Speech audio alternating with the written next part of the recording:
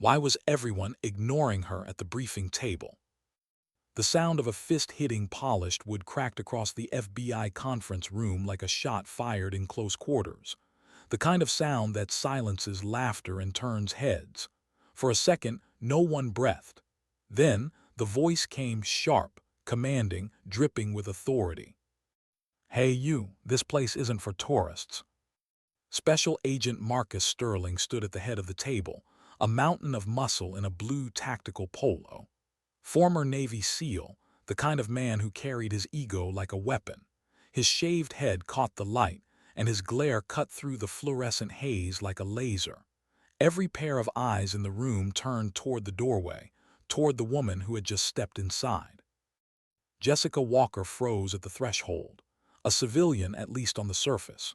Her hair, tied in a messy high bun, had strands escaping, framing a face that looked too tired to care about the hostility. She wore a faded gray t-shirt, worn jeans, and sneakers that had seen better days.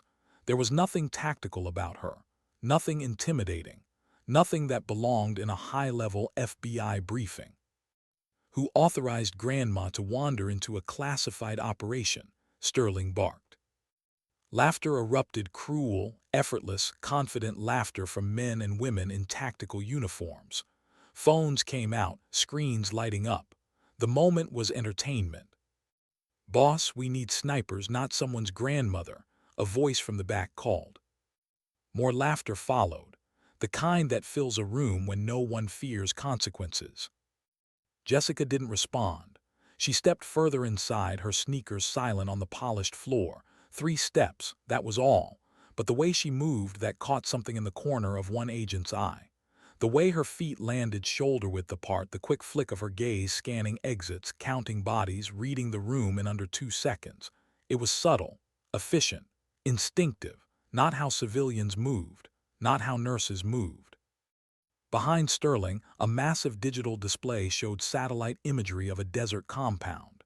Beige sand, walls, watchtowers, shapes of heat signatures.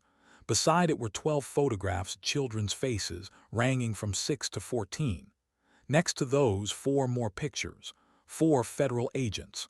One of them, Rodriguez, made Jessica's jaw tighten, just barely. Captain Sarah Hayes, standing near the tactical board, noticed. She smirked, stepping forward, her blonde hair tied in military precision. "Sweetheart," she said, voice soaked in condescension, "you took a wrong turn. The medical wing's upstairs. This is a restricted operations center." She gestured toward the door, all false patience and authority. "Did someone call 911?" Another voice added. "Because I think we've got a civilian emergency here." More laughter, this time louder, meaner. Jessica's expression didn't change. Her eyes, pale green, sharp as surgical glass, flicked to the tactical display again. Something in that imagery didn't make sense. A micro-expression passed across her face, so fast no one caught it.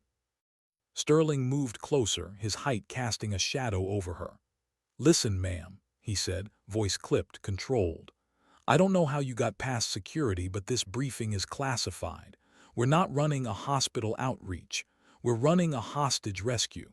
Now I'll give you one chance to walk out before I have you escorted in cuffs if necessary."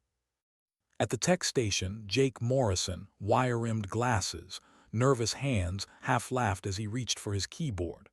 "Want me to call building security, sir?"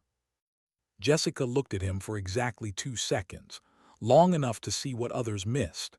The tremor in his fingers, the sweat under his collar, the dart of his eyes to a second monitor. The small details that told her this man wasn't just nervous, he was hiding something. "Actually," a voice spoke from the back. Agent Maria Vasquez, young, observant, not laughing. Wasn't there something in this morning's note about a civilian consultant, some medical advisor from Langley? Sterling waved her off, irritation thick in his voice. "Yeah, and look at her. Does she look like a consultant to you?" He turned back to Jessica, folding his arms. "Ma'am, last warning." Jessica's voice, when it came, was calm. "The compound you're planning to assault is a trap." The room went still. Every smirk vanished, Every laugh died in the air. Even the hum of the air conditioning seemed to fade. Sterling blinked. "Excuse me." She took a step forward toward the display. Her voice didn't rise, but something in her tone, quiet, absolute, made the hair on the back of people's necks stand up. "That compound isn't holding the hostages. It's designed to kill whoever tries to enter." Sterling's jaw tightened. "Lady, you've been here 5 minutes. You know nothing about." "The guard towers," Jessica interrupted softly. "They're facing inward, not outward. That's not how you defend hostages. That's how you build a kill box." She pointed to the map. "The thermal signatures, they're wrong too. Power use doesn't match occupancy. Someone's feeding you bad intel." "Are you serious?" Hayes scoffed. "We've got a tactical genius here, gentlemen. What's next? You gonna tell us where to park our Humvees?" But Jessica kept talking. Her focus didn't break. Her movements precise, efficient, a professional dissecting a mistake. "This isn't an enemy compound," she said. "It's bait. The real site is still hidden." Sterling snapped. His hand shot out, gripping her shoulder hard. "That's enough." What happened next, no one in that room ever forgot. Jessica's right hand came up in a blur. Not an attack, a redirection. She pivoted her weight, used Sterling's own force, and in less than 3 seconds, the former Navy SEAL found himself bent forward over the table, his wrist locked, breath knocked out of his chest. "Sir," Jessica said evenly, still holding him in control, "please don't touch me again." She released him. He stumbled back, humiliated. Silence gripped the room. Every camera that had been recording for a laugh now filmed disbelief. 2 agents moved, Brooks and Lee. They approached fast, trying to pin her arms. She didn't strike, didn't lash out, she moved. Redirection, control, precision. One agent tripped over the other's movement. The second found his balance stolen in a way his training hadn't prepared him for. In under 10 seconds, both were disarmed and kneeling, breathing hard, staring at the woman who hadn't even raised her voice. No one moved after that. 9 seconds, 3 trained federal agents, neutralized without violence, without aggression, only skill. Phones stopped recording. The laughter was gone. All that remained was shock. Then the door opened. Director James Walsh stepped in, silver hair, lined face, the calm weight of decades in service. His eyes swept the room. "Status report," he said curtly, setting a classified folder on the table. Sterling opened his mouth. "Sir, But Walsh's eyes had already found Jessica. And something flickered there, recognition, and maybe fear. "Agent Sterling," Walsh said slowly, "is there a problem with our civilian consultant?" Sterling stared. "Sir, she's not supposed to." "That's Jessica Walker," Walsh interrupted. "The medical advisor Langley sent." His tone carried an undercurrent, something that made even Sterling stop. The director's hands trembled slightly as he opened the folder. He didn't meet Jessica's eyes.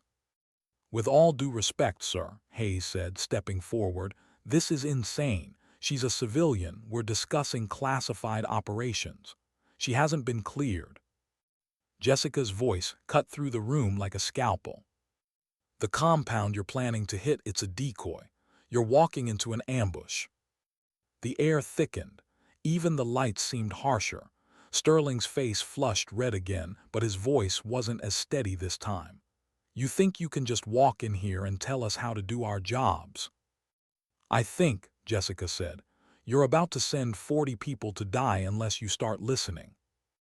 Then from the wall-mounted speaker, a voice crackled, faint static, then a man's voice, wounded, breathless. "Sterling, you reading this? They know you're coming. It's a trap." Then a thud, a cry, then silence. Every head turned to the sound, every muscle tensed. And then a new voice came through, calm, measured, foreign. "Agent Sterling, Agent Hayes, Director Walsh, allow me to introduce myself. My name is Victor Volkov. I have 4 of your agents, 12 children, and a message for Viper 1. Jessica's eyes closed briefly. A shadow crossed her expression, a memory too heavy to hide. Come to me, Volkov's voice purred through the speaker. Come alone. You have 48 hours, or everyone dies just like before. The feed went dead. The silence afterward wasn't shock anymore. It was realization. Questions they hadn't dared ask were suddenly finding answers, and all of them led to the same impossible conclusion. Sterling's voice was hoarse. What did he just say, Viper 1?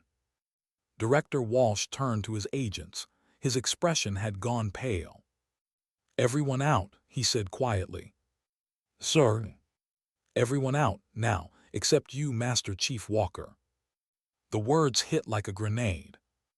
Master Chief, the highest enlisted rank in the U.S. Navy. Not a nurse, not a consultant. An operator. Sterling's lips moved soundlessly. That's impossible. Walsh didn't look up. His voice trembled slightly. Identity confirmed, Jessica Walker, Master Chief, U.S. Navy, retired, Special Operations. Status, KIA Operation Blackwater 2014. The words hung there like a ghost. She was supposed to be dead. Phones stopped recording, hearts stopped beating.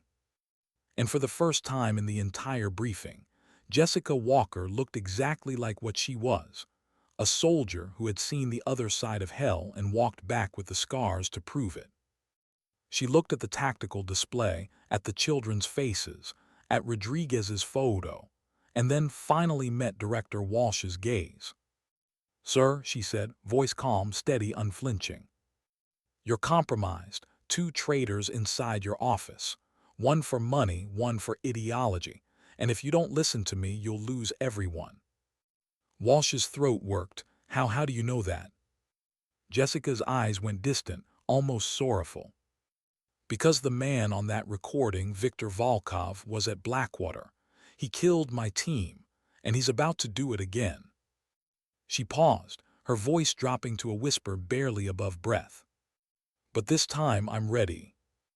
Why didn't anyone see it sooner? Director Walsh stood frozen, staring at the security feed still glowing on the wall.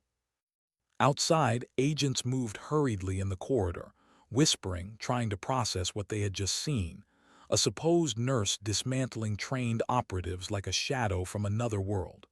Inside, the air was heavy, the kind of silence that follows truth when it hits too hard to deny. Jessica stood motionless near the table, her gaze steady, patient. Not defiant, just waiting for reality to catch up. Walsh finally spoke, voice barely above a whisper. Operation Blackwater, that file was sealed. You weren't supposed to exist anymore. She said nothing, just looked at him, that same calm, unflinching gaze. He poured himself coffee with hands that shook. You died, he murmured. They sent back your tags, we held a ceremony. Jessica's reply was quiet. Then let's say the government buried a ghost, and I stayed buried until now. He studied her face, the traces of exhaustion beneath her eyes, the posture of someone always half ready for a fight. Why here? Why now? Because Volkov isn't just back, she said. He's inside your walls. You've got leaks in this office feeding him everything you plan. That's how he knew about tonight's raid. Walsh's jaw tensed. You're saying I have traitors in my command.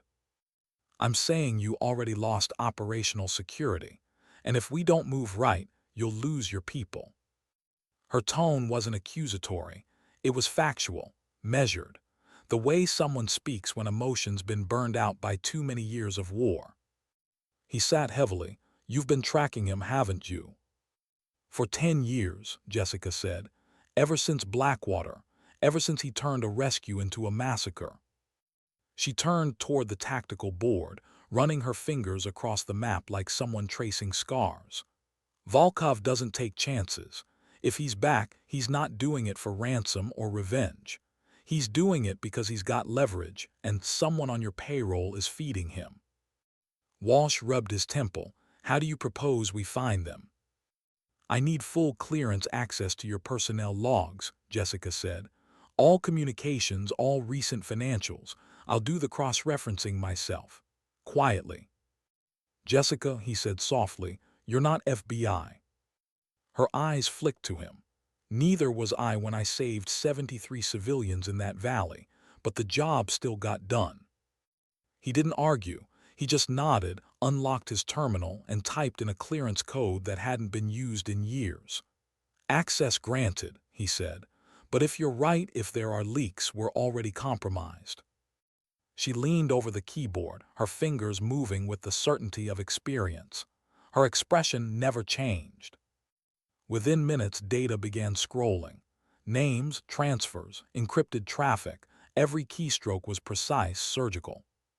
Then she paused. There, she said quietly, 2 anomalies. Walsh leaned closer. Who? She pointed. Senior Agent Sarah Chen, money transfers from a shell account tied to Volkov's network, and Jake Morrison, encrypted comms to a European relay server. He's been in touch with them for weeks. Walsh felt something heavy in his chest. Chen's one of my best, decorated, flawless record. Jessica didn't look away from the screen. That's how it always starts. For a moment, Walsh's face hardened.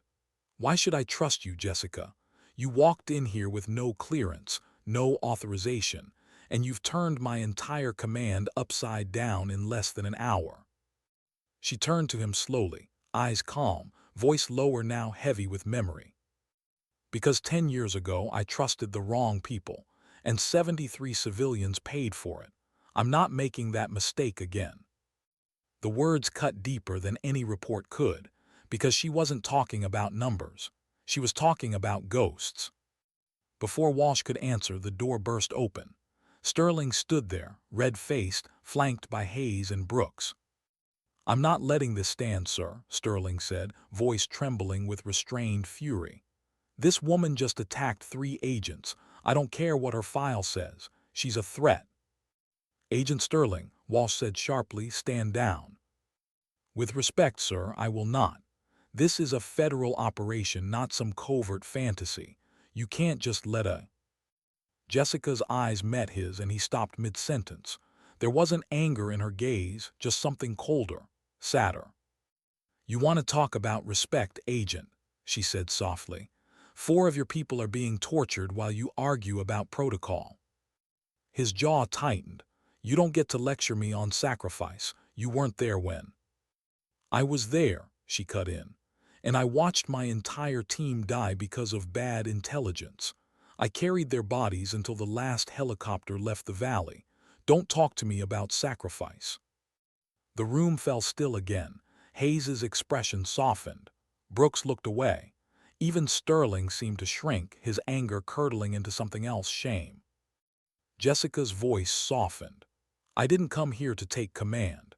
I came because you're walking into the same kind of trap that killed my team, and I'm not watching another massacre. Before Sterling could respond, the speaker on the wall crackled again. A faint buzz, then static, then a face appeared on the big screen. Volkov. He was older now, gray at the temples, eyes like shards of ice, the kind of man who'd smiled while people begged for mercy. Ah, he said smoothly. There you are, Viper One, still alive after all. They told me you died. I see that was exaggerated. Jessica didn't move, didn't blink. What do you want? Volkov's smile widened. You know what I want, closure. 10 years ago you destroyed everything I built. My operation, my reputation. You cost me millions, but worse, you embarrassed me. His voice dropped to a whisper. Now I return the favor. The screen flickered, the video changed. 4 FBI agents bound to chairs. Behind them a concrete room, bare, cold. One of them was Rodriguez, blood on his face. He looked straight into the camera. Sterling, he rasped, they know you're coming, it's a... A sharp cry, then the screen jolted. A hammer swung down, the feed cut out. For a moment, no one breathed. Jessica's jaw clenched. Sterling's face had gone pale. Volkov's voice returned, cruel, controlled. 48 hours, Viper One. Come alone. You know where, or they die one by one, just like Blackwater. The feed went black. Walsh exhaled shakily. The sound filled the silence like a confession. Hayes whispered. He said Blackwater. Yes, Jessica said quietly. He was there, not on the ground but behind it all. He financed that ambush. Sterling's face twisted. You're telling me this entire nightmare, the attack, the fake compound, all of it is about you. It's not about me, she said. It's about finishing something he started, and stopping him before he finishes it for good. Walsh's voice was steadier now. You said there are two traitors, Chen and Morrison. Jessica nodded. And they're feeding him everything. Every plan, every movement. We move too fast, they'll alert him. We move too slow, he'll execute them. Walsh pressed his palms to the table. Then what do? We make him believe he's winning, Jessica said, while we gather proof and find the real location before he changes the board. Her phone buzzed, a message encrypted, one word: Blackjack. Walsh noticed the change in her face. Who's Blackjack? The people who pulled me out of Blackwater, Jessica said softly. The ones who gave me a reason to keep breathing. They've been tracking Volkov as long as I have, and if they contacted me, it means they know something coming. Walsh hesitated. You're talking about an unsanctioned group. I'm talking about the only people who know how Volkov thinks. The director looked at her for a long moment, at the woman who'd walked into his briefing wearing a nurse's shirt and now stood like someone carved from war itself. Then, with a sigh that carried the weight of too many years and too many ghosts, he said, All right, you've got access, but I need to know something, Jessica. Blackwater, what really happened there? Her eyes went distant, focused on the blank wall behind him. What happened, she said, voice quiet, is that we were sent to rescue civilians trapped in a valley. 6 operators went in, 5 died. The intel was fake. Volkov's men were waiting. They hit us from 3 directions. We held for 16 hours. Then the extraction zone blew. Someone planted charges in our fallback route. We never had a chance. Walsh swallowed hard. And you? I was the last one alive, she said simply. I carried 73 civilians out of that valley, but I left my team behind. Her voice broke slightly on the last words, and then it was gone, buried again beneath composure. Since then, she said, I've spent 10 years saving lives instead of taking them. I thought maybe that would balance the scales. She looked up at him, but some debts don't expire. Walsh stood quietly. Then he said, You're right. This is bigger than a rescue. It's a ghost coming back from the dead, and we're standing in the middle of it. He reached for his phone. I'll authorize your clearance, but if this goes wrong. It won't, she said, cutting him off gently. Because this time I know where the trap is. He looked at her for a long time. Then, quietly, he said, You sound like someone who's already made peace with dying. Jessica gave a small, sad smile. I did that a long time ago. Outside the conference room, Vasquez stood by the door, listening to the muffled conversation, heart pounding. She'd seen what Jessica had done in seconds. She'd seen the way even the director deferred to her now. And as much as it scared her, it inspired her too. Because in that woman's calm voice, in that steady presence, Vasquez saw something she hadn't seen before, not just authority. Faith. The quiet kind that came from surviving what should have killed you. Inside, Jessica turned back to Walsh. We need to lock this down quietly, she said. Chen and Morrison can't know we're onto them yet. Track them, but don't confront them. If they panic, they'll run straight to Volkov. And if they do? She exhaled. Then I'll find them before he does. Walsh studied her, really studied her. The exhaustion, the control, the scars invisible but unmistakable. You never stopped being a soldier, did you?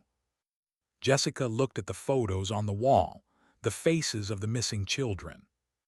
No, she said softly, I just changed uniforms. The lights above flickered briefly as the building's emergency backup ran a test cycle. The room dimmed, then steadied. But in that momentary darkness, Walsh saw something in Jessica's expression, a flash of something he hadn't seen in years. Not vengeance, not fear, purpose. He nodded slowly. Then let's start cleaning our own house. Jessica stepped toward the door. Where are you going? Walsh asked. To prepare, she said, because if Volkov wants Viper 1, he's about to get her. How do you pull traitors out of the woodwork when they look just like you? The question nagged at Jessica as she walked the narrow hallway toward the secure archive. It was a small, sterile corridor with institutional lighting and the kind of silence that smelled like paper and old coffee. Behind closed doors, data slept, the kind that could burn careers or end lives. She felt its weight. She'd spent 10 years living in the rubble of what secret files could do. Now she was walking back into the same kind of quiet to dig up whatever had been buried. She moved with purpose, every step measured. The nurse's uniform she'd changed out of in the parking lot had been a costume, a way to keep the rest of them from seeing the steel underneath. In its place, she still wore jeans and a gray shirt, but there was a vest slung over her shoulder that held things no civilian bag should. Tools, encryptors, a little medical kit because she'd always be a healer at heart. And buried under the practical gear, the memory of the valley, the long, hot hours and the cold, final silence that had followed. Inside the archive, she sat at Walsh's terminal and watched the names fly by. The database was a living thing, a layered maze where each query produced a dozen more paths. She opened personnel records and scanned for anything that smelled like deception. Offshore account transfers, unusual access logs, encrypted endpoints pinging overseas, recent travel to locations that didn't line up with stated leaves. She cross-referenced timelines with operations. Her fingers moved like a pianist, and a melody of patterns began to emerge. Agent Sarah Chen's file was an old, clean sheet. 15 years with the Bureau, commendations for intelligence work, praise for steady hands and cold calculations. The kind of record that made you untouchable. Then a line in a footnote, a $3 million transfer to an offshore account 3 months ago. The footnote on the nested file referenced a shell corporation, a front that matched a laundering node in Eurasia. Jessica traced the money trail and felt the familiar metallic taste of betrayal. Jake Morrison's logs were easier in one sense. Sloppy, nervous, like a man who'd been trying to be clever without understanding the full architecture of what he'd tapped into. Encrypted chatter to a relay server with ties to Volkov's network, timestamps in the middle of the night. Lots of little pleasures exchanged for the thrill of thought that he was smarter than everyone else. The kind of ideological hunger Jessica had seen in young soldiers who'd come home angry and hollow. She printed the key files onto a secure drive and pocketed it. Proof was something that could be denied, destroyed, or dismissed, but the right evidence, sifted and framed, was a hammer. She double-checked the timestamps. She called up Morrison's last known location. The logs showed something she hadn't expected. He'd left the building the minute Director Walsh had demanded everyone clear the room. The security camera evidence showed him meeting someone in the lot. The person's face was shadowed, but the car's license plate matched a vehicle registered to a shell company traced back to Volkov. Her chest tightened. Betrayal smelled the same whether it came from a hardscrabble warlord or a man with a government badge. What made it worse was the intimacy of the deception, the quiet exhalations of trust they'd traded for secrets. That's what hurt. Not that they'd sold information. She could accept that some people were for sale. It was the betrayal of the collar, the uniform, the way people believed in each other because they had to. That trust had been a kind of armor, and someone had stolen it. She shut the terminal and walked toward the staging hangar where the team was gathering. The hangar smelled like oil and old rubber, and the cold metal of things built to survive. Sterling was there, no hint of his earlier bravado, only a soldier reshaped by humility and the immediate task of saving people he'd once mocked. Hayes moved with that calm, precise efficiency that made you trust that she knew exactly where the danger would come from. Vasquez hovered near the edge, torn between fear and a resolve that grew more obvious every time she looked at Jessica. They were 12 in total, a mix of FBI HRT vets, former special operations guys, a couple of contractors with regional knowledge. Men and women who had a habit of turning fear into order. They checked kit, loaded suppressed rifles into cases, adjusted optics, and ran through silent rehearsals. There was an unspoken cohesion forming, formed not by shared history but by a single, absolute aim. Jessica watched them and felt something complex in her chest, responsibility and a strange, old loneliness. She'd carried that kind of weight before, alone. Now she had to carry it differently. She had to share it. That was the hardest part. It was easier to be the lone instrument of revenge. It was harder to be the backbone of a team that could survive each other. She gathered them in a semicircle beneath the harsh hangar lights. "We have two traitors in our house," she said quietly. "Chen and Morrison. Chen for money, Morrison for ideology. One sells secrets for profit, the other sells them for a cause. Between them, Volkov knows your plans." Heads nodded. The words landed heavy.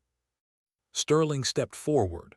"What's the plan?" he asked, and Jessica recognized the question as the most honest one in the world.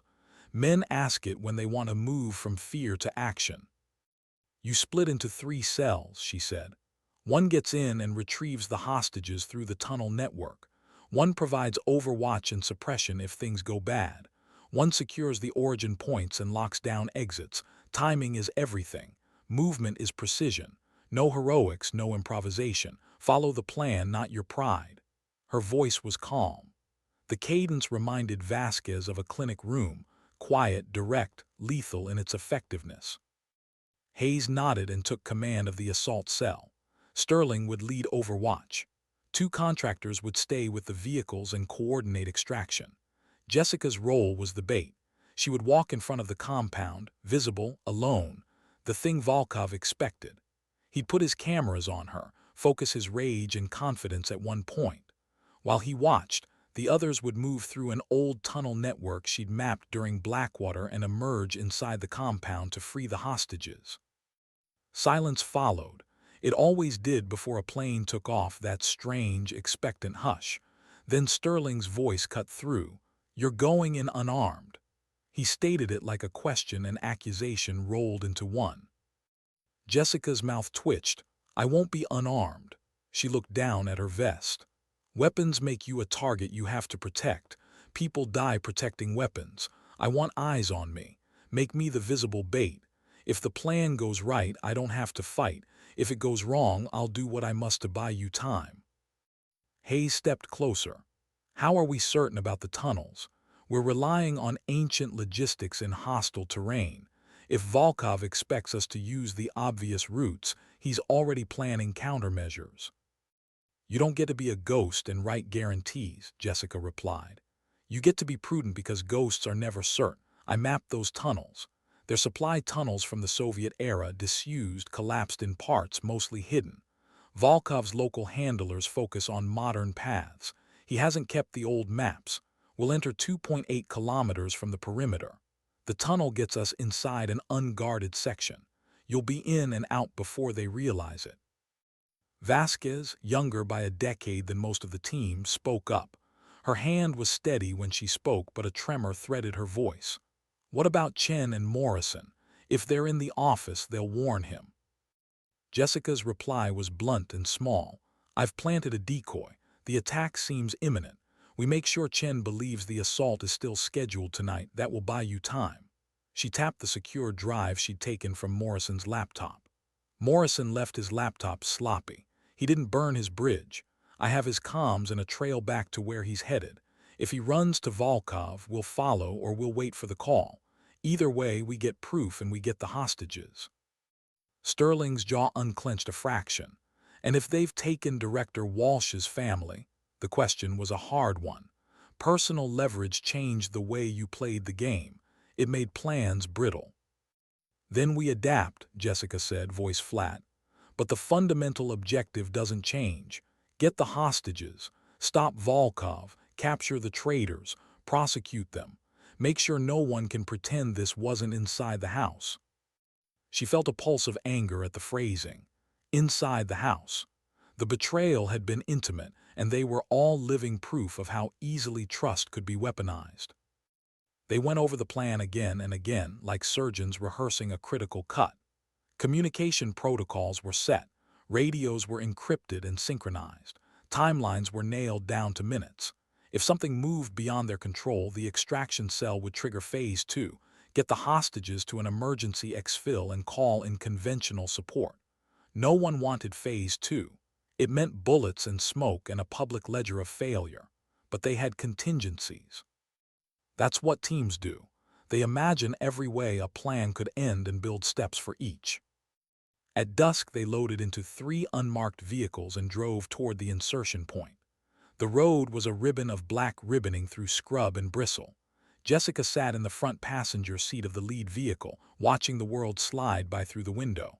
Her mind ticked through checklists and what-ifs. She allowed herself a single private rehearsal. The face of the children, the names that would always be faceless in files, the promises she'd spoken in lonely hours.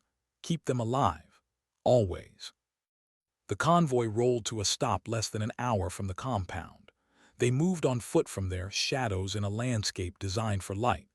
The tunnel entrance was exactly where she remembered it, a narrow gap beneath a pile of collapsed rock, disguised by years of wind and sand. The old world scars made for good cover. Hayes signaled, then descended, leading the 6-person assault team into the dark. Jessica watched them go. Her role knit a pressure into her chest like an old wound. She had walked this road alone before, and the knowledge of who she'd been then floated like a ghost in the periphery of each step. She closed the little mental distance and told herself aloud, "You're not alone this time. You never had to be." Time thinned into moments. They set watches. Vasquez gripped a child-sized backpack in her hands and reminded herself why she'd volunteered.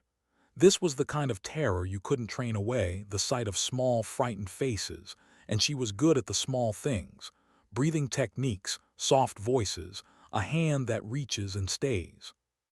Then at 0:30, while the world still slept and the desert cooled, Jessica stepped onto the open approach toward Volkov's compound.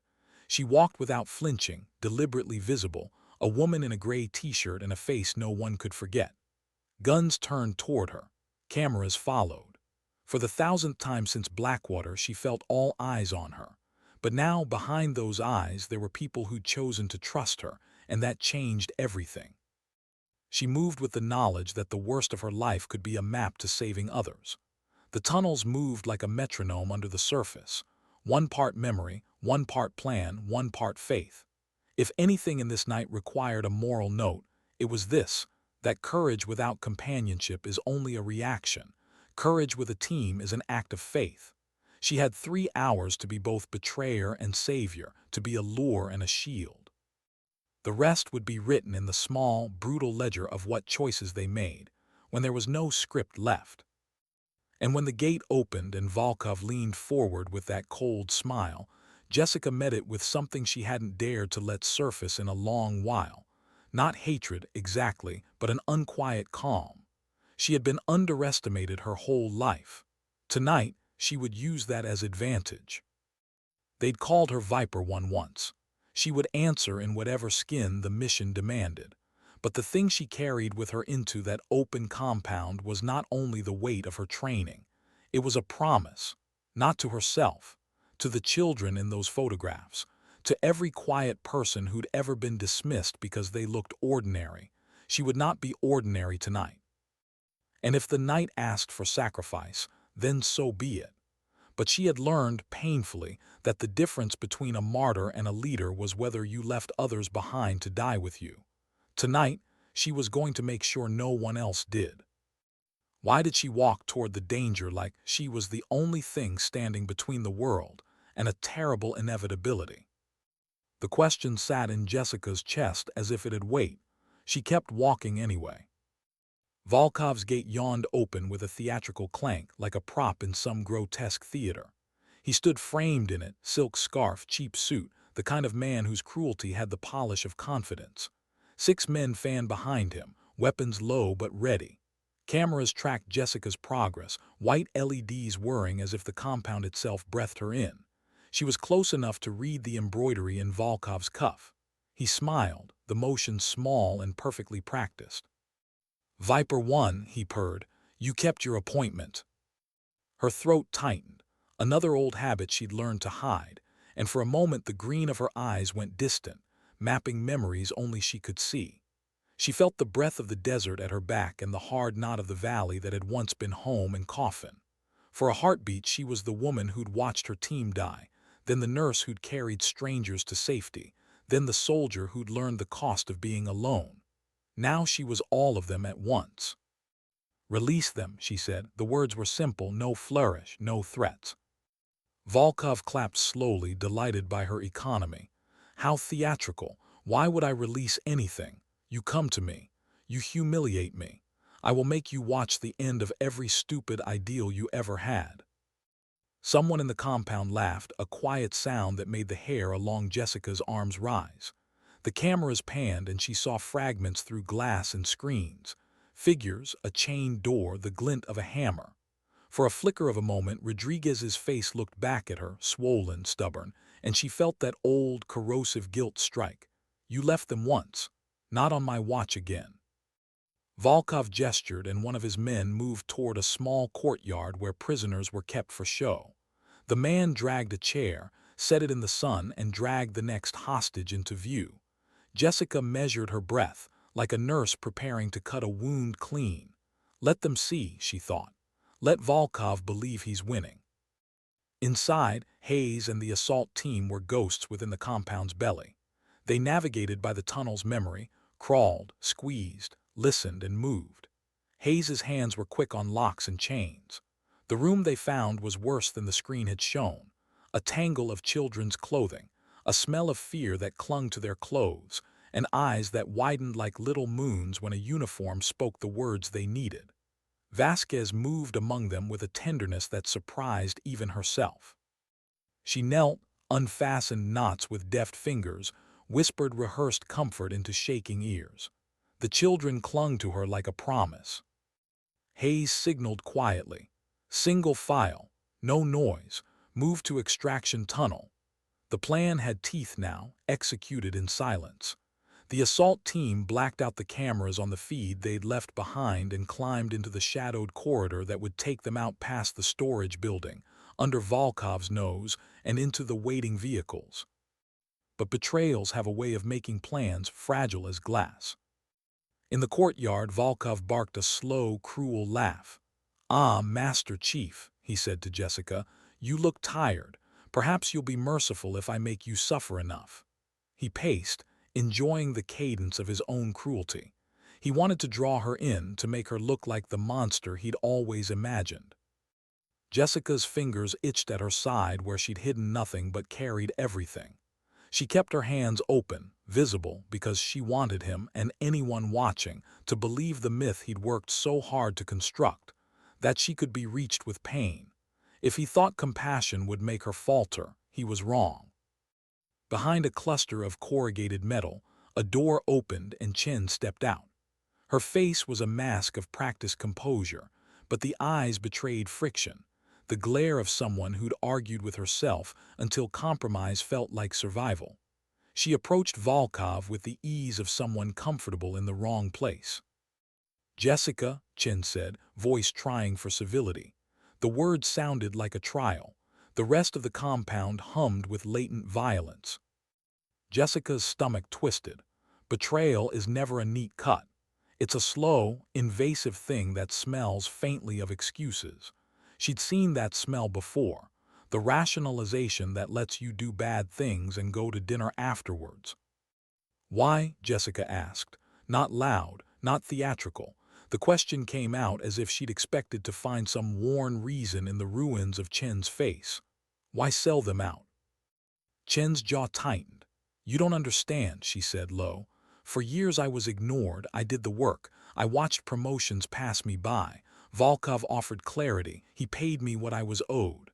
There was bitterness there, wiry, ugly. You live by your ghosts, Walker. I live by results." There it was, the arithmetic of betrayal.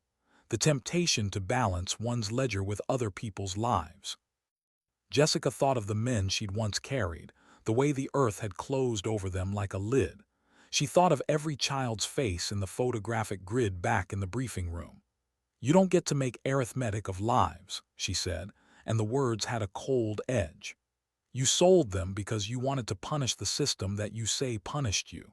You made children the price." Chen's hands shook. "You don't get to moralize about survival," she snapped.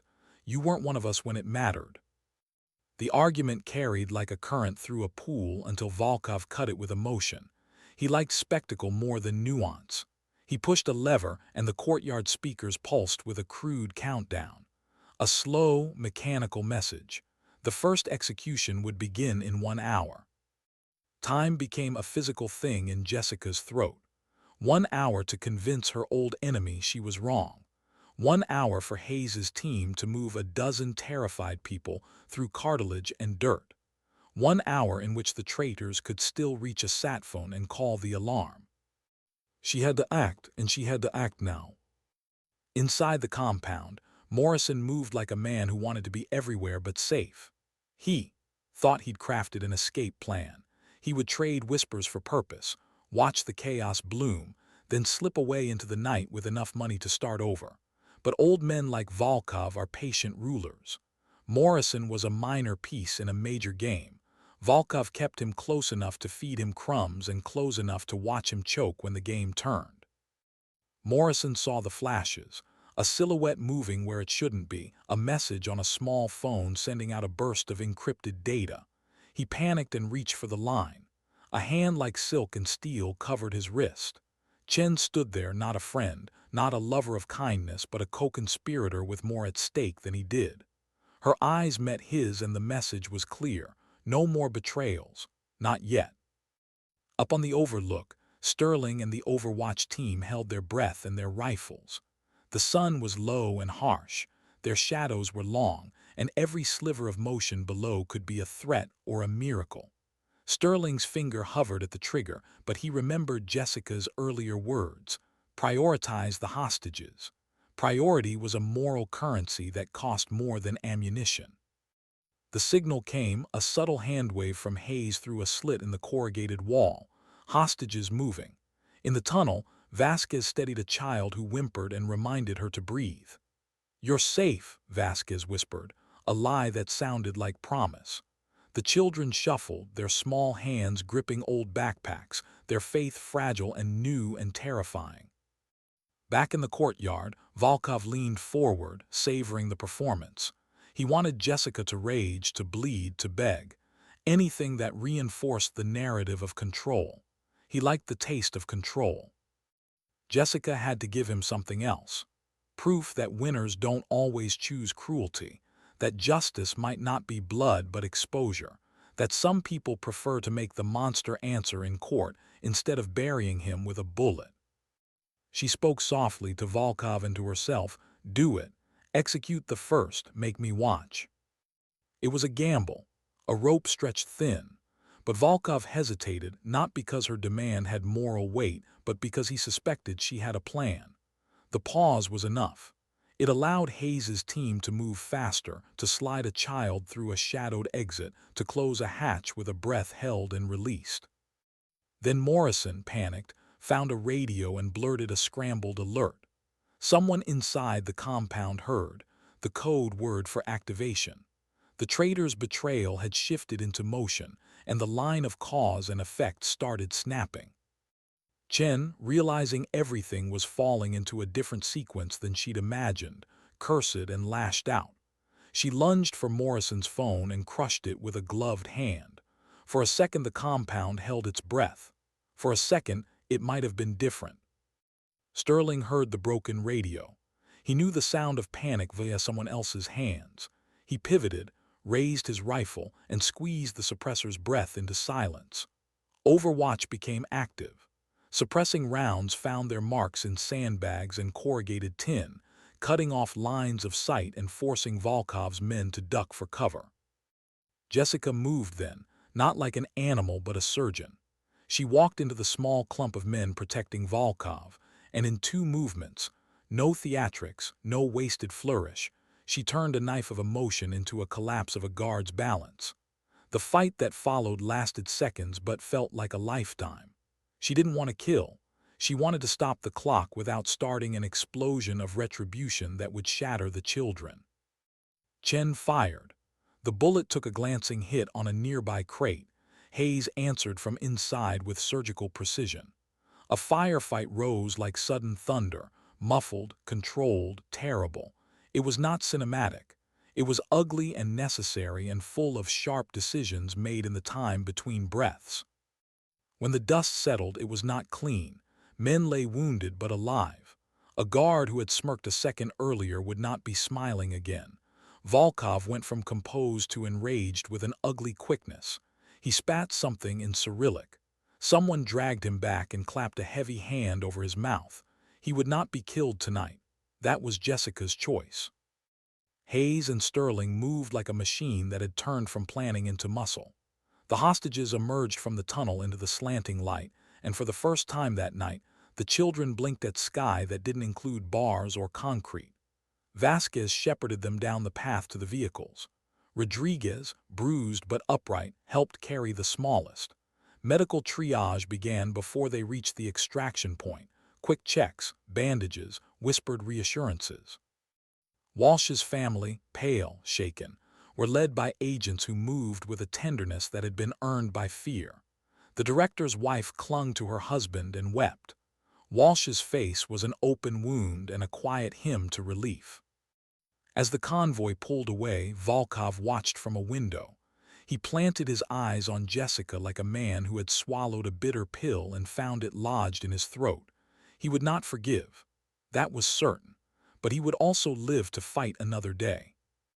Jessica stood at the mouth of the gate as the dust settled, her shirt clinging to her with the sweat of movement. Her hands were not bloodied, but they trembled slightly. She'd been close to the edge.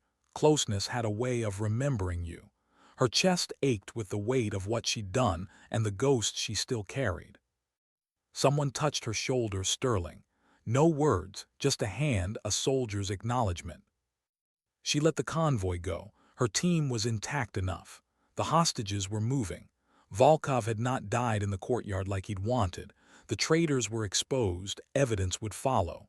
Morrison's laptop would speak. Chen would be alive to face justice. There were shards of victory in the air, and each one felt cold. But as the vehicles disappeared into the night, Jessica felt the old hollow reappear. Rescue was not redemption. Saving people didn't erase graves. It didn't mend the slow unraveling she'd carried since that valley. It only made the ledger more complicated. She looked at the sky and thought, not of glory or vengeance, but of small quiet things.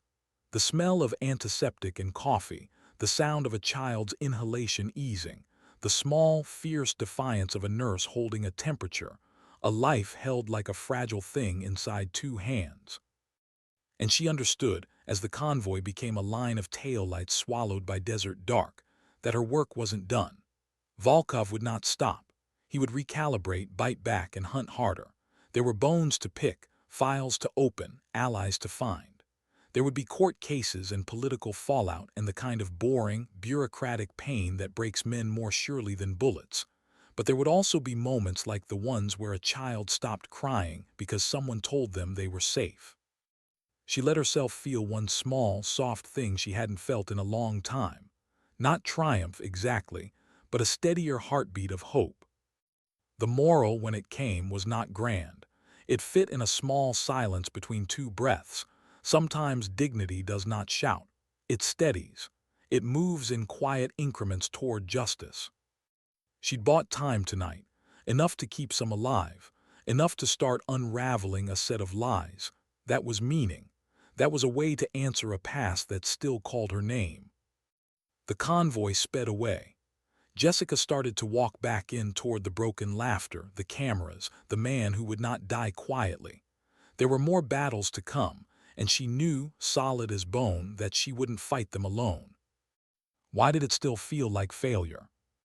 Jessica sat in the back of the armored vehicle as the desert rolled past the windows, headlights cutting thin lines through the dust. The convoy hummed in rhythm, engine, heartbeat, exhaustion. Rodriguez sat across from her, arm wrapped in gauze. Vasquez held a child in her lap, humming something soft and broken, like she'd run out of words that made sense. Sterling rode shotgun, his silhouette sharp against the glare of the dashboard lights. They'd done it. The hostages were alive, the traitors exposed, Volkov captured though not broken. By any operational metric, the mission was a success. So why did it still feel hollow? Jessica leaned her head back against the cold metal wall and closed her eyes. The hum of the tires turned into something older, the sound of rotor blades, the taste of dust and iron, the smell of fuel and death. She saw faces again, the ones she could never bury deep enough. Corporal Lane laughing before the hit, Sergeant Miles praying quietly, Peterson whispering his daughter's name before the second blast. She'd carried them through hell and out again, but never far enough. They still followed. Walsh's voice came over the comm. Convoy Alpha, report status. Sterling answered, tone clipped but steady. All hostages accounted for. Casualties, 2 hostile KIA, minimal injuries on our side. Chen and Morrison secured. Package en route to safe site. Understood, Walsh said. There was a pause, and Viper won. Jessica opened her eyes, glanced at the reflection in the window, the same green stare that had unnerved Volkov himself. Alive, she said quietly. The line went dead. They drove in silence for a while longer. The desert stretched endless, a graveyard of light and shadow. Then Rodriguez spoke, voice dry and hoarse. You know, if you hadn't shown up, we'd all be dead. Jessica's lips twitched. If I hadn't shown up, maybe you wouldn't have walked into a trap. He chuckled once, a rasping sound, equal parts amusement and disbelief. Maybe, but you did. And now we get to breathe another day. I'll take it. Across from them, Vasquez murmured to the child again, smoothing her hair. The little girl finally closed her eyes, exhaustion winning. For a moment, the whole vehicle exhaled. The kind of silence that feels like safety, temporary, fragile, borrowed. Then Jessica's phone vibrated. A message, one word again. Blackjack. Her stomach tightened. That word had once meant rescue. Now it meant warning. She unlocked the screen. Coordinates flashed. A short text. You've been followed. Jessica's gaze snapped to Sterling. He was already checking mirrors, jaw tightening.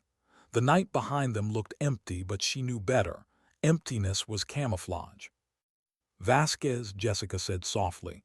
Take the child, move her to the center, everyone else check your gear.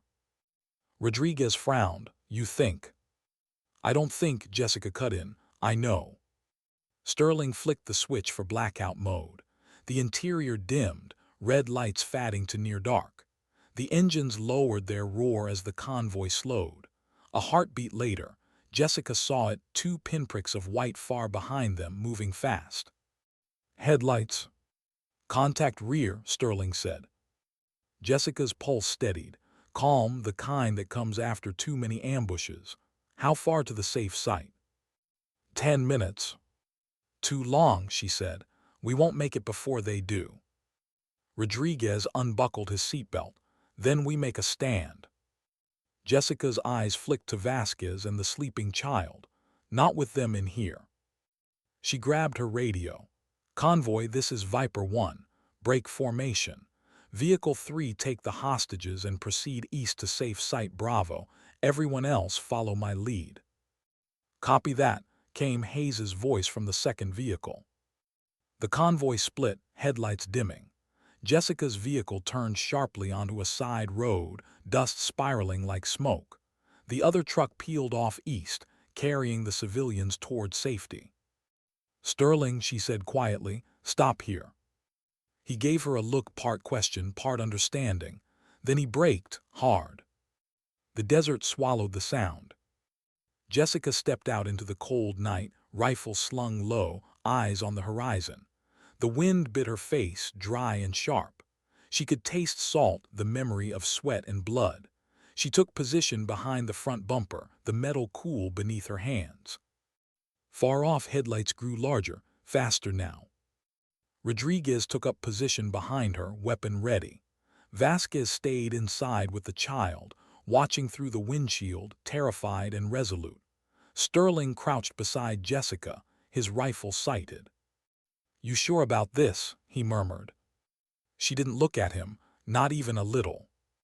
The headlights grew until she could see the shape of the pursuing vehicle, black SUV, armored, foreign plates. No insignia, the kind of ghost vehicle that left no record. When it was close enough, she fired one round. Clean, measured, it hit the left tire. The SUV swerved but didn't stop. A door opened mid-turn. Gunfire erupted. Sterling ducked low, returning fire in short, disciplined bursts.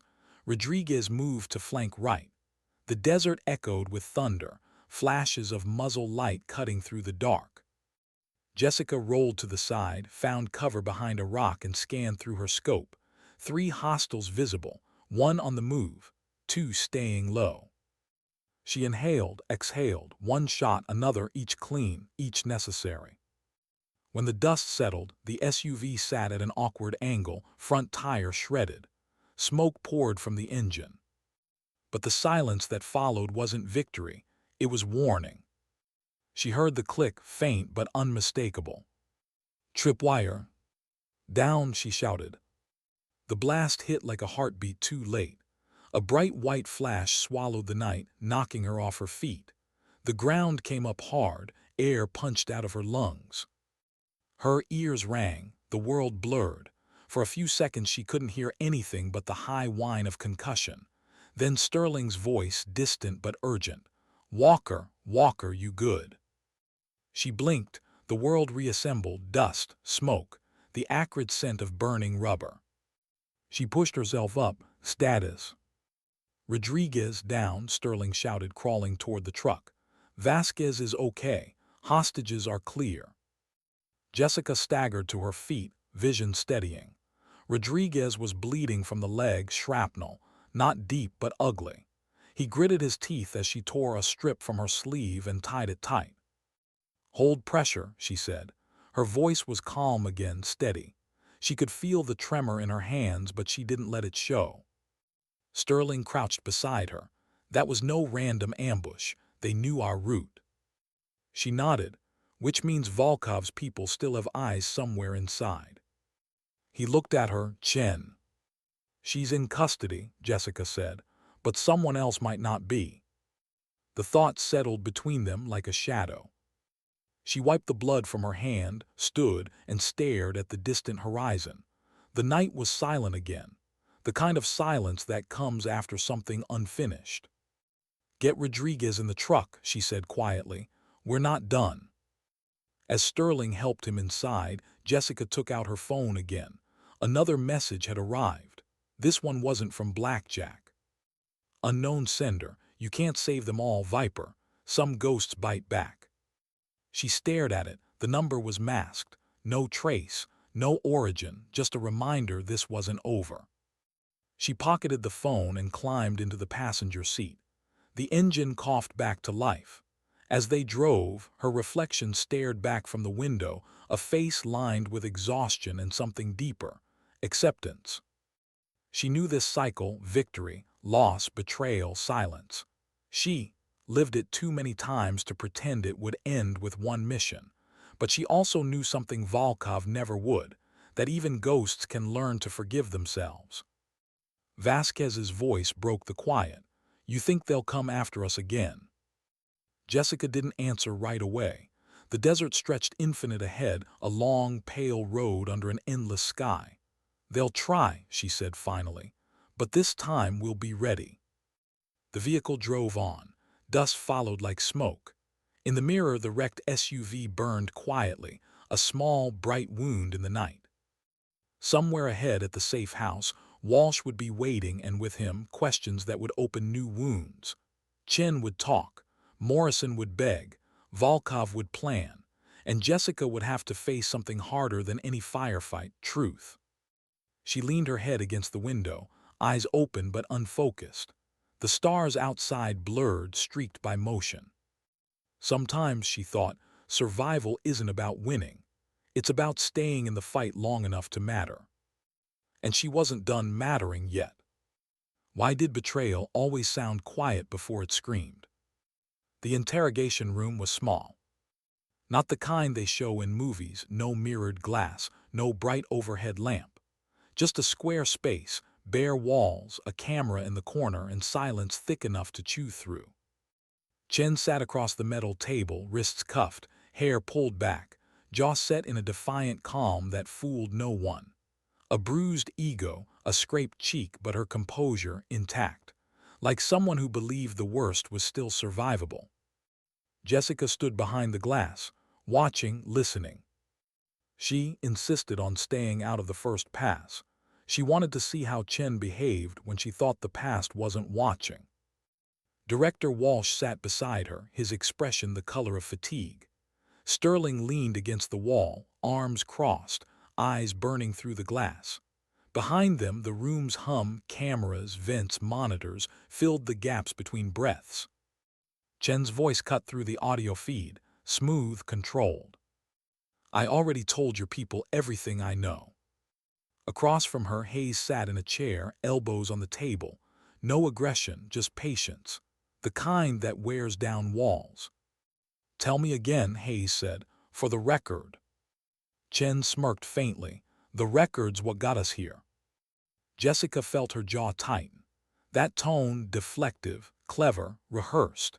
She'd heard it in captured insurgents, in corrupt officers, in the mirror when she'd been young and angry and thought the world owed her something. Hayes leaned forward slightly. "Sarah, you had access to every classified brief involving the Volkov task force. You knew movements, schedules, comm frequencies. Those agents died because someone gave him their route. I need you to look me in the eye and tell me it wasn't you." Chen hesitated just long enough. Then she said it wasn't me. Walsh exhaled sharply through his nose. Jessica didn't blink. Hayes kept her tone even. "Then how do you explain the transfers, the encrypted messages from your terminal?" "I was framed," Chen said simply. "You think Volkov doesn't know how to plant a trail. He's been playing you from the start. He wanted you to find me. He wanted to discredit the Bureau." Jessica stepped closer to the glass. That answer, it wasn't wrong.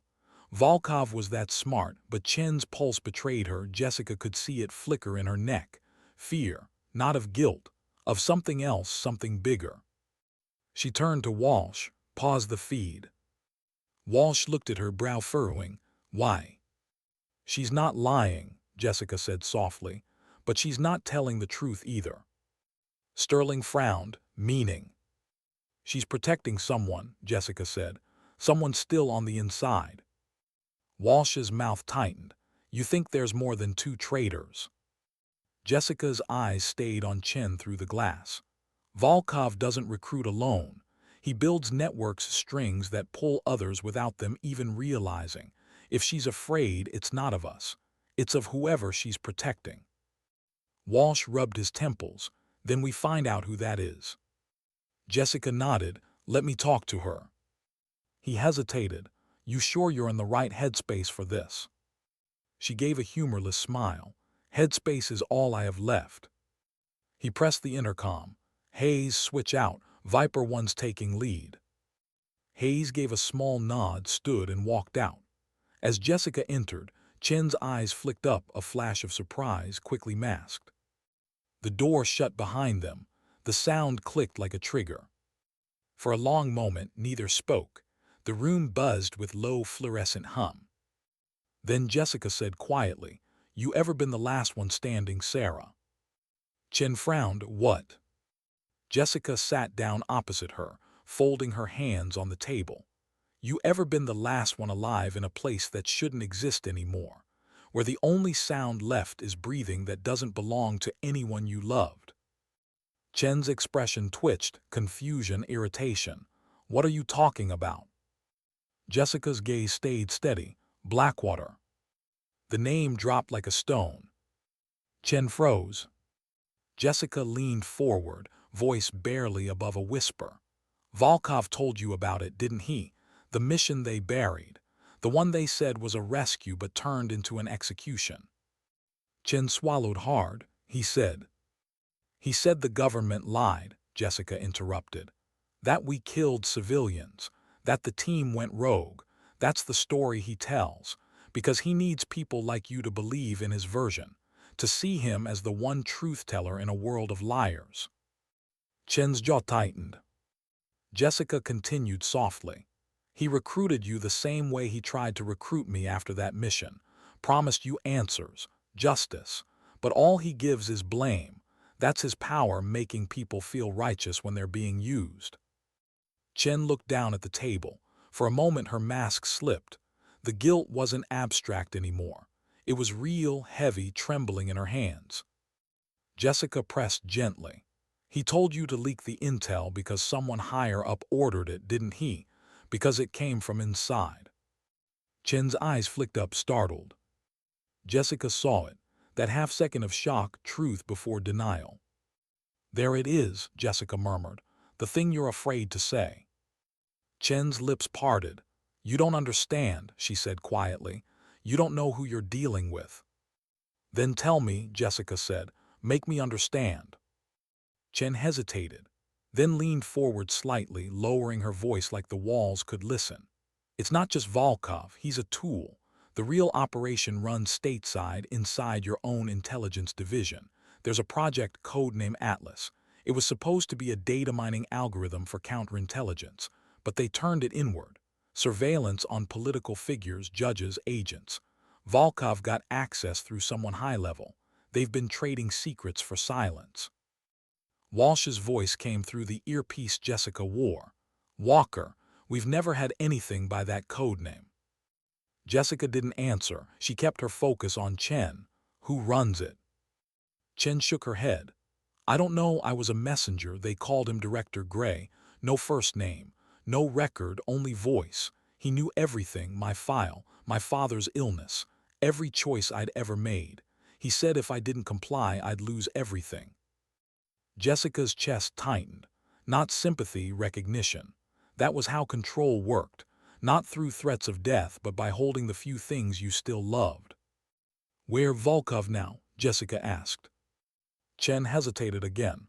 He's not in custody, is he? Jessica didn't answer. Chen exhaled. You can't keep him. He's insurance. If Atlas goes public, he'll expose names, evidence, recordings. People at the top will protect him before they protect you. The words hit like quiet thunder. Jessica leaned back, the metal chair groaning beneath her. Then maybe it's time the public sees what's really happening.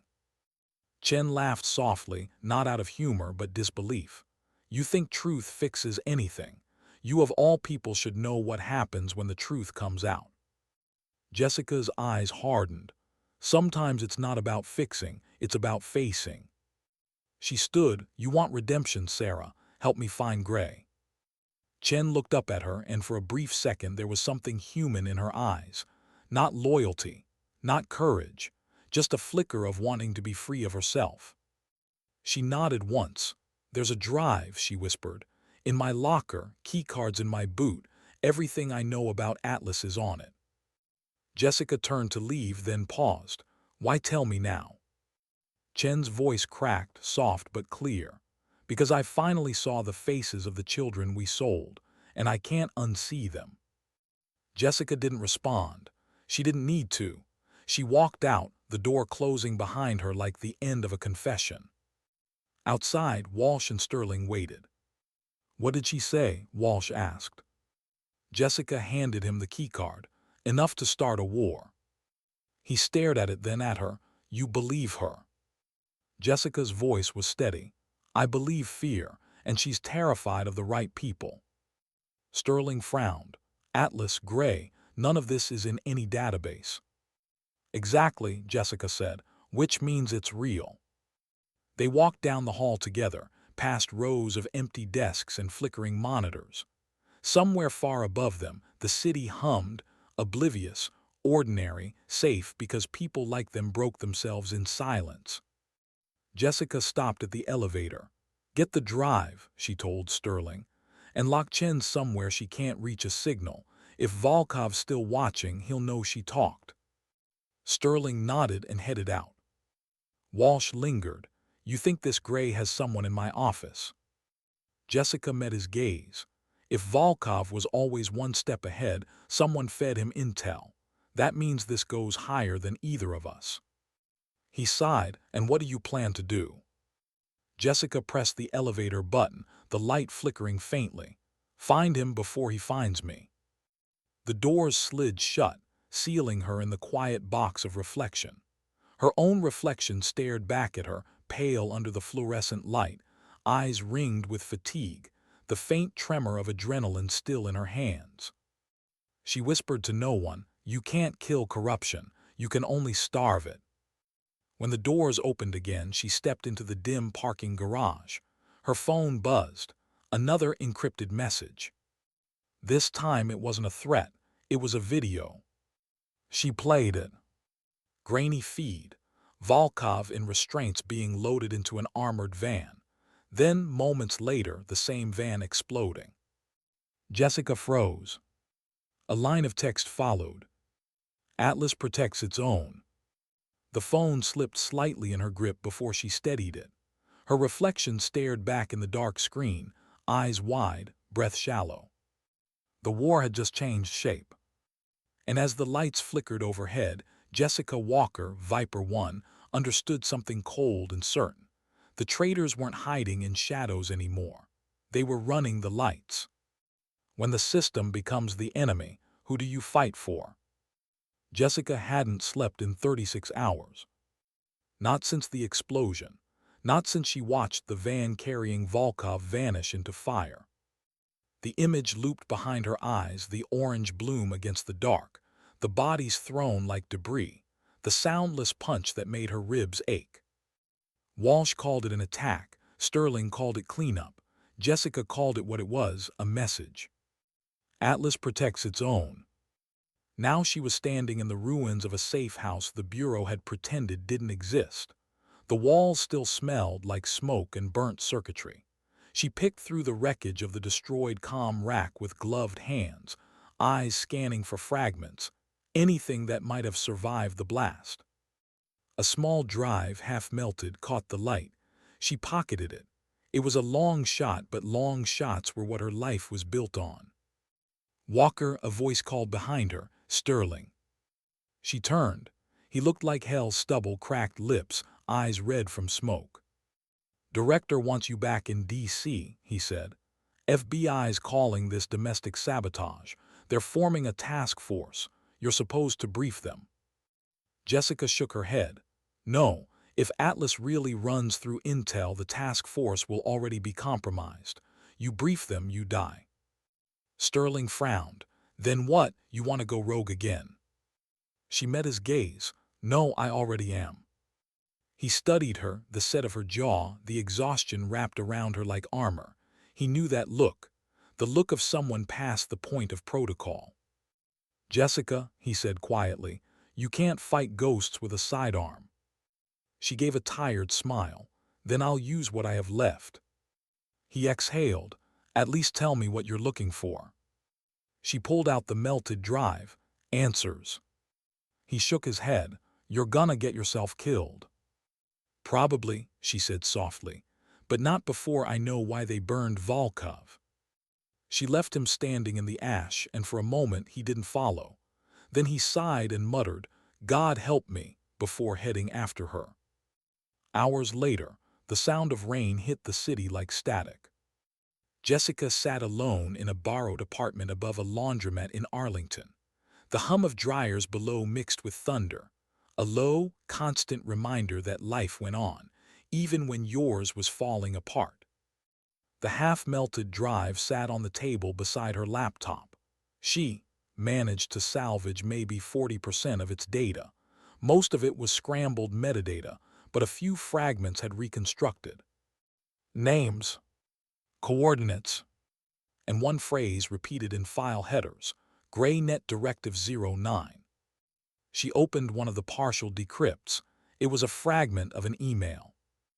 If Viper 1 reemerges, initiate Directive 9, containment through discreditation. Her fingers froze. They'd planned for her, anticipated her survival, built a protocol to destroy her reputation before she could speak. Her phone buzzed again. Unknown number. She hesitated, then answered, Walker. A low voice came through, digitized. Male, calm. You've been busy. Her stomach dropped. Who is this? You already know. Gray. Silence, then. You're out of your depth, Viper. You were a soldier. You should have stayed one. She forced her tone steady. You killed Volkov. Why? He chuckled softly. Volkov was leverage, useful until he was. He wanted too much attention. I prefer quiet work. You're running Atlas, she said. I am Atlas, he replied, and you, Ms. Walker, are a loose thread. Jessica's pulse slowed. The calmer she got, the more dangerous she became. You're using government infrastructure to build your own network. You think hiding behind patriotism makes you clean. Gray's tone was almost amused. Clean? No, necessary, absolutely. The country's rotting from inside, and people like me do what's required to hold it together. By killing agents. By keeping chaos contained. Jessica clenched her jaw. You don't contain chaos, you create it. He sighed. You're sentimental, that's why you'll lose. There's a flight leaving from Dulles tonight. You'll be on it. Or you'll be in a report that never existed. The line went dead. Jessica stared at the phone for a long moment, the sound of rain filling the room. He wasn't threatening her. He was promising inevitability. She opened her laptop again, scanned the data. Directive 9. She found coordinates embedded in one file, a government storage site outside Quantico, flagged under Surveillance Archive. If Gray was real, that's where his ghost lived. She packed her bag small, efficient. One sidearm, one encrypted drive, and a photograph folded so many times the edges had gone soft. Her old team. Blackwater. All 6 of them smiling in front of a helicopter that never came home. She slid it into her pocket. One more ghost to bury, she whispered. At Quantico, the night air smelled of rain-soaked asphalt and pine. Jessica crouched near the perimeter fence, rain dripping from her cap. Sterling was beside her, against his better judgment. You realize, he muttered, this is breaking about 17 federal laws. She smirked faintly. Good thing I stopped counting at 10. They cut through the fence, moved low and quiet. The building ahead was unmarked, government-standard concrete and steel. No guards visible, which was wrong. There were always guards. Inside, the hum of servers filled the dark. The place felt alive, like a brain breathing. Endless racks of data blinked with green lights, cold and constant. Jessica found a console and plugged in her decryption stick. Lines of code scrolled across the screen. Sterling kept watch. Find what you need and let's get out, he whispered. She didn't answer.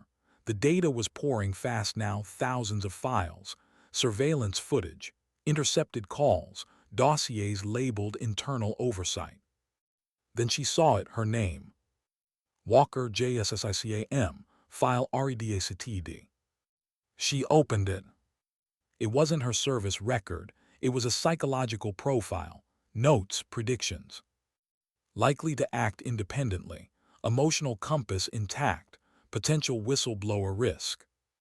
Her stomach turned. They hadn't just watched her, they studied her. Plotted her like an enemy asset. A chill ran through her. They've been tracking me for years. Sterling stepped closer, reading over her shoulder. They built a playbook for you. She clicked through the attached videos, all internal surveillance from before she ever rejoined the Bureau. Her in hospitals, on humanitarian missions, footage from war zones she didn't even know were filmed. Every move, every breath, logged. Jesus, Sterling whispered. The feed glitched, then froze on a new screen, a live camera feed. A man in a suit sitting in a high-backed chair, face half-shadowed. Gray. Curiosity will kill you, Viper, he said, looking straight into the lens. Jessica's throat went dry. You've been watching me this whole time. Of course, he said. You're my most interesting subject. Her fingers hovered over the keyboard. You killed Volkov to protect this. He smiled faintly. Volkov was sloppy, you're not. That's what makes you dangerous. What are you protecting? He leaned forward, light catching one gray eye. Control, the kind your superiors lost. Do you think I enjoy this? No, I build order where emotion makes chaos. You're not building order, she said quietly. You're replacing it with fear. He tilted his head, studying her through the feed. Fear works, it's predictable, hope is. Then the screen went black. Sterling swore under his breath. He killed the feed. Jessica yanked out the drive, shoved it into her pocket. Not before we got his voice print, that's something. The alarm blared, sudden, sharp, mechanical. They ran. Through corridors, down metal stairs, into rain. Spotlights swept the field behind them as security teams poured from hidden gates. Bullets sparked off wet concrete. They reached the fence. Sterling went over first, landing hard on the other side. Jessica tossed the drive over, then jumped. A shot rang out, grazing her shoulder. Pain bloomed like fire. She hit the ground hard, rolled, bit back a scream. Sterling grabbed her arm, hauling her up. You good? She nodded through gritted teeth. Move. They vanished into the trees, rain masking their trail. When they finally reached the truck parked half a mile away, Jessica collapsed against the door, pressing a hand to the wound. It wasn't deep, but it burned.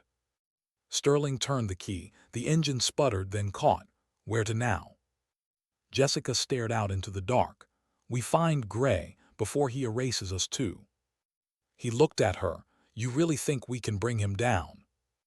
Her eyes flicked to the drive. We don't need to bring him down. We just need to show the world what he's built. She exhaled, long and quiet, watching rain streak across the windshield. He thinks hope is unpredictable, she murmured. That's why he'll lose. Sterling glanced at her, curious. You really believe that? She smiled, faintly, tired but resolute. I have to. The wipers beat a slow rhythm. The road stretched endless ahead, lit only by headlights. The storm was easing, but the air still felt heavy, like the calm before something worse. Behind them, the compound burned, not from bullets or bombs, but from the truth they'd stolen. And in the quiet hum of the truck, Jessica reached for her sidearm and whispered, almost to herself. Sometimes order dies so justice can breathe. How do you kill a shadow that calls itself order? Jessica didn't remember the last time she slept. She'd spent 48 hours on adrenaline, half-stolen data, and the thrum of anger that kept her upright. Her shoulder wound had stiffened, but she barely felt it anymore. Pain was background noise now, a metronome reminding her she was still alive. Sterling drove. The highway was empty, washed in blue dawn light. The drive from Quantico to D.C. was quiet except for the sound of tires and the soft tap of rain against glass. On the seat between them, the decrypted drive blinked, alive, angry, breathing secrets. Jessica scrolled through the fragments on her laptop, files rebuilt from the ashes of Atlas. Most of them were blackmail dossiers, judges, senators, FBI heads, military contractors. But one file stopped her cold. Walker Initiative. She clicked it open. Text filled the screen. Mission reports, after-action notes, assessments, every operation she'd ever led. At the bottom, a single entry made her chest tighten. Subject: Operation BLACKWATER. Status: EXECUTED as controlled failure. Objective: observe subject response to trauma. Her blood ran cold. They hadn't lost Blackwater. They designed it. She scrolled further, attached images, her dead team, dates, logs. A signature at the bottom of the document. Gray/Director Clearance Alpha 9. Sterling looked over, brow furrowed. Jess, what is it? Her voice cracked for the first time in days. We weren't ambushed by luck. They sent us to die. I was the experiment. He stared at her, realization sinking like a stone. Jesus Christ. She closed the laptop, pressing it to her chest like it could stop the shaking in her hands. They studied how a soldier breaks, and when I didn't, they tried to bury me. Silence followed, heavy, the kind that rearranges what you believe in. Sterling's voice was low. Then we burned them down. She nodded, every last trace. They parked 3 blocks from Capitol Hill. Washington still slept, a thin blue haze hanging over the streets, the smell of rain clinging to the marble. The meeting place wasn't official, not in any record, but the address on the last decrypted file matched the coordinates of a private sublevel beneath a law firm, Gray and Associates, LLC. Real subtle, Sterling muttered. Jessica smirked faintly. Monsters love irony. They went in through the alley, bypassed the security door using the code embedded in the metadata. The elevator only had one button, sublevel 3. As they descended, Jessica could feel her pulse in her throat. She wasn't nervous. She was steady, focused, the kind of calm that happens when there's nothing left to lose. The doors opened into quiet opulence, marble floors, soft lighting, glass walls etched with the Atlas insignia, a stylized A circling the globe. At the center of the room stood Director Gray. He looked older than she imagined. Silver hair, immaculate suit, hands clasped behind his back, a man who'd convinced himself he was doing holy work. "Ms. Walker," he said softly, "I was wondering when you'd stop running." She stepped forward slowly. Sterling stayed behind her, weapon low but ready. "I wasn't running," she said. "I was collecting receipts." Gray smiled faintly. "You've seen the files, then. I imagine that was difficult for you." "You turned a rescue into a massacre," she said. "You used us like lab rats." His expression didn't change. "We needed data. War was changing. Psychological resilience was the next battlefield. You were exceptional. You murdered 5 people." He sighed. "I sacrificed 5 to save 500. You call it murder, I call it math." Jessica's jaw tightened. That's the same arithmetic Chen used before she realized what it made her. He chuckled softly. "And what did it make her?" "A coward," Jessica said, "just like you." He took a slow step forward. "Be careful, Viper. You speak of cowardice, but you hide behind morality because it's easier than accepting chaos. The world runs on leverage. Atlas doesn't control people, it keeps them predictable. Without it, governments collapse and the innocent burn." Jessica shook her head. "You're not preventing chaos, you are the chaos." Gray's eyes softened like a father talking to a stubborn child. "You think you've done something noble by exposing this. You'll bring nothing but ruin. Every name on that drive, senators, generals, donors, all pillars holding up this fragile house. Pull one, the roof comes down on everyone." Jessica's hand drifted toward her vest. She pulled out the drive, the LED light blinking red. "Maybe that's what needs to happen." Gray's smile faded. "You won't survive it." "I already didn't." She stepped closer. They stood barely a meter apart now, the soldier and the architect of her ghosts. He looked at her with genuine curiosity. "Tell me something, Jessica. After all this, do you still believe in your country?" She hesitated. The question was meant to cut, to make her question everything she'd bled for. But when she spoke, her voice was quiet and certain. "I don't believe in countries," she said. "I believe in people, the kind who still care even when no one's watching." He studied her for a long moment. "Idealism," he murmured, "the most dangerous weapon of all." Behind her, Sterling shifted. His rifle was raised now. "Step back," he warned. Gray didn't flinch. "You won't shoot me. You need me alive to validate what you found." Jessica smiled faintly. "That's the thing about proof. Sometimes it doesn't need permission."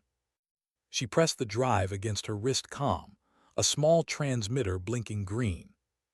Gray's eyes widened. "What did you do?" "Uploaded everything," she said. "Every file, every recording, every name. It's already hitting open servers, independent networks, encrypted chains. You can't bury it anymore." For the first time, Gray's calm cracked.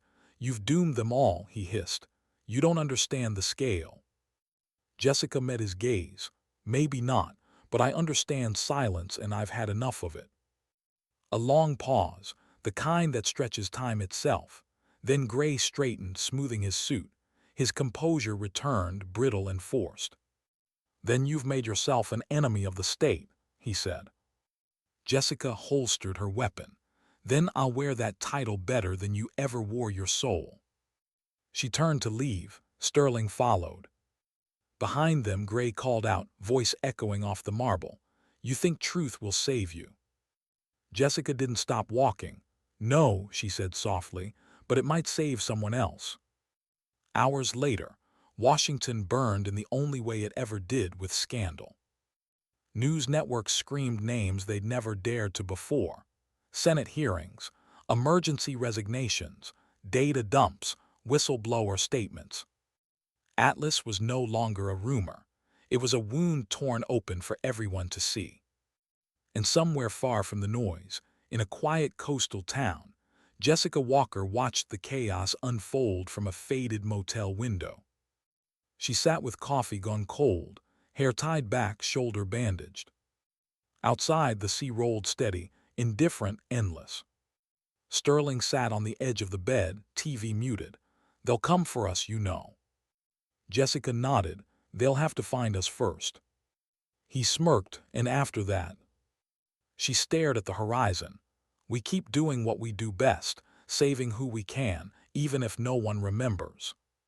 He nodded slowly. "And if Gray's still out there?" Her eyes hardened slightly. "Then I'll be right here, waiting." He looked at her, really looked, and for a moment he didn't see the soldier or the myth. He saw the nurse who'd once replaced targets on a range, the woman who'd carried children out of fire, the ghost who refused to stay buried. The woman who turned defiance into quiet grace. He stood, grabbed his jacket. "You coming?" She shook her head. "I'll catch up." He hesitated, then left, the door closing softly behind him. Jessica took one last look at the muted TV, her own face on the screen, blurred under the headline. Unconfirmed LEAKS spark investigation into FBI OPERATIONS. No name, no credit, just rumor. She smiled faintly. "Good," she murmured. She turned off the TV, packed the drive into a small waterproof case and slipped it into her duffel. Outside, the wind carried the salt of the sea. She stepped into it, breathing deep, the kind of air that felt like a beginning, even if it was. Somewhere out there, another storm was coming. They always did. But for now, she was content to let the silence mean peace instead of guilt. She whispered to the waves, voice barely audible beneath the crash of surf. "You can't unsee truth once it's free, and you can't kill what refuses to stay buried." Then she walked down the shore, the dawn painting her silhouette gold, a nurse, a soldier, a ghost reborn. And as the screen faded to black, her voice, steady, human, tired but unbroken, lingered like an echo that refused to die. "Sometimes dignity doesn't speak, it simply acts."